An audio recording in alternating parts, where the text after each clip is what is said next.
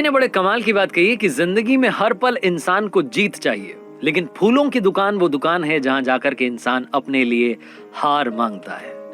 Hi guys, मेरा नाम है आरजे कार्तिक। एक छोटी सी कहानी। ये कहानी 6 साल के सैंडर्स की, जिनका बचपन खास नहीं रहा। सैंडर्स का जन्म हुआ था अमेरिका के इंडियाना के हेनरीविल में। जब 6 साल की एज हुई तो इनके पिता का निधन हो गया। इनके फादर की डेथ के बाद में इनकी माँ ने घर से बाहर निकल करके काम करना शुरू किया। वो एक टमाटर फैक्ट्री में जाकर के काम करती थी। सुबह जाती थी, शाम में आती थी। अब दिन में बच्चों को भूख लगती, खाना कौन बनाता? तो सैंडर्स ने, जो कि अपने भाई बहनों में सबसे बड़े थे, इन्होंने घर में खाना बनाना शुरू किया। इतनी नन्ही मुन्नी एज में छोटा सा बच्चा अपने भाई बहनों के लिए खाना बनाता था।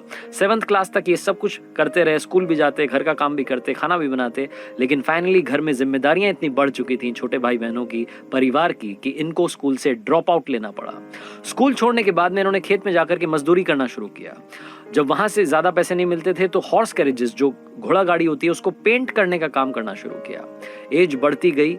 16 ईयर्स की एज में जो सैंडर्स था, इन्होंने अपने डॉक्यूमेंट्स में गड़बड़ी करके, अपनी एज छुपा करके यूएस की आर्मी में दाखिला ले लिया। वहां जाकर के नौकरी करने लगे, उसे ज्वाइन कर लिया। लेकिन 1 साल के अंदर इनकी गड़बड़ी पकड़ में आ गई और इनको सेना से बाहर कर दिया गया। उसके बाद में रेलवे में जाकर के मजदूर का काम करने लगे। वहां पर एक दिन एक कोवर्कर से झगड़ा हुआ और उसके बाद वहां से भी नौकरी से निकाल दिया गया। लेकिन बंदे ने हार नहीं मानी। सैंडर्स को लगा कि अभी भी मुझे काफी कुछ अचीव करना है। एक यूनिवर्सिटी में जाकर के पढ़ाई करने लगे, लॉ की, एडवोकेट बने।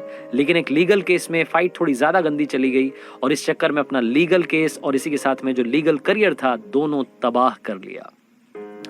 हर तरफ से डिसअपॉइंटेड होने के बाद सैंडर्स अपने होम टाउन वापस अपनी माँ के पास गए।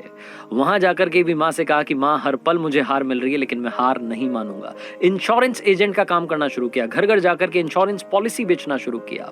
सैंडर्स ये काम कर रहे थे, करियर थोड़ा सा ट्रैक पर आ रहा था। लेकिन एक दिन ऑर्डर फॉलो नहीं किया और इनके बॉस ने इन्हें नौकरी से निकाल दिया। 1920 में सैंडर्स ने एक फेरी बोट बनाने का काम शुरू किया, नाव बनाने की कंपनी शुरू की। उसमें इन्हें इंस्टेंट सक्सेस मिली। वहां से थोड़ा सा पैसा आया तो उनको लगा कि कुछ और बिजनेस करना चाहिए। केमिकल लैंप्स बनाने का इन्होंने काम शुरू किया। ये केमिकल लैंप बना ही रहे थे, उसको अच्छा करना ही चाह रहे थे कि अचानक से एक कंपनी, बड़ी कंपनी, इसी प्रोडक्ट को मार्केट में लेकर के आई और उनके केमिकल लैंप्स बहुत बेहतर क्वालिटी के थे। सैंडर्स को समझ में आ गया कि हम कहीं भी टिकने वाले नहीं है। सैंडर्स ने वो काम भी शुरू करने से पहले ही बंद कर दिया। 40 साल की जब एज हुई सैंडर्स की, तो इन्हें एक फ्यूल स्टेशन पर काम मिला। वहां जाकर के नौकरी करने लगे, थोड़ा बहुत पैसा आने लगा। लेकिन रिसेशन की वजह से वो फ्यूल पंप भी बंद हो गया। फॉर्चुनेटली कहिए, इनका भाग्य कहिए, उसी साल एक सर्विस स्टेशन इन्हें रेंट फ्री ऑफर के साथ में ऑफर किया किसी ने और कहा कि आप इसको चलाइए, जो भी आपकी सेल होगी उससे प्रॉफिट आप हमें शेयर कर लीजिएगा। इनको ये तो समझ में आ चुका था कि इस काम के भरोसे इनका काम नहीं चल पाएगा, तो सर्विस स्टेशन के पास में ही एक स्टॉल लगाई और जो बचपन से इनकी हॉबी थी कुकिंग की, उसे डेवलप करने लगे। फ्राइड चिकन इन्होंने वहां बनाना शुरू किया। जो भी वहां आता था उसको फ्राइड चिकन मुफ्त में खिलाते थे। मुफ्त में ये मील सर्व करने लगे और धीरे धीरे लोगों को स्वाद चढ़ने लगा। उसके बाद में सड़क किनारे अपना एक छोटा सा रेस्टोरेंट ओपन किया। वहां धीरे धीरे भीड़ जो थी बढ़ने लगी। एक बार एक गवर्नर वहां से निकले और उन्होंने जब ब्रेकफास्ट किया, जब उन्होंने फ्राइड चिकन खाया तो उनको मजा आ गया। उन्होंने कहा कि अब से इसका नाम जो है केंटकी कर्नल नाम है, और इसी नाम से वो जो डिश थी वो धीरे धीरे पॉपुलर होने लगी।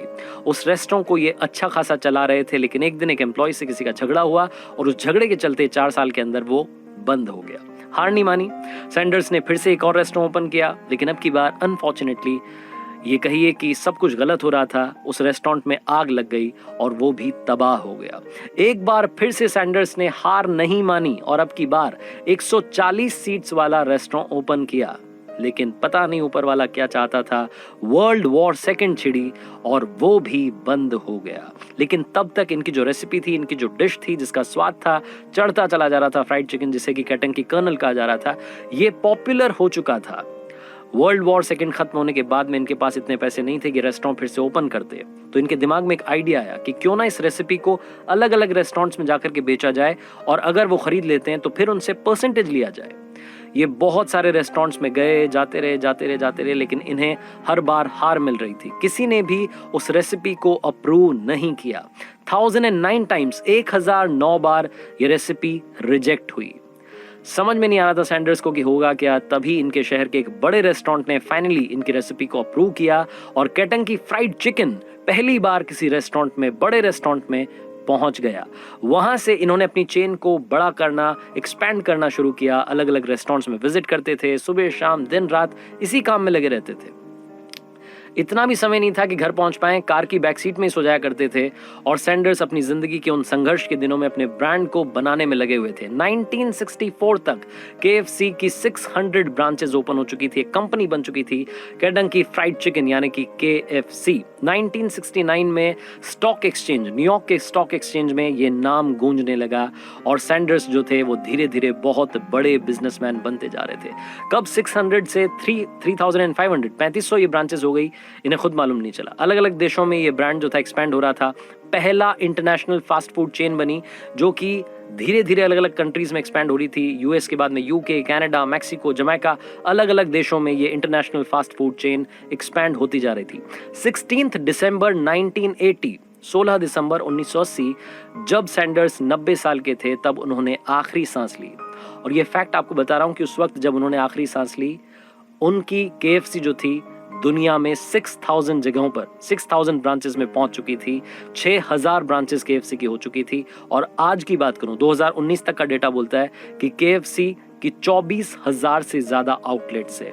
इनका चेहरा हमेशा आप KFC के लोगों पर देखते हैं, फ्रेंच कट दाढ़ी और वो वेस्टर्न टाई लगाए हुए जो अंकल हैं, इन्हीं का नाम है कर्नल हार्लैंड डेविड सैंडर्स, जिनको कि आज हम सलाम करते हैं और धन्यवाद करते हैं। इन्होंने हमें सिखाया कि जिंदगी में बार बार हार मिले तो किस तरीके से जीत का रास्ता तय करना है। कर्नल हार्लैंड डेविड सैंडर्स की ये कहानी जो आप लोगों को, हम लोगों को एक बहुत बड़ा मैसेज देती है। मुझे काफी सारे दोस्त कहते हैं कि बार बार हार मिल रही है, एक बार फेल नहीं हो रहे हैं, बार बार फेल हो रहे हैं, क्या करें।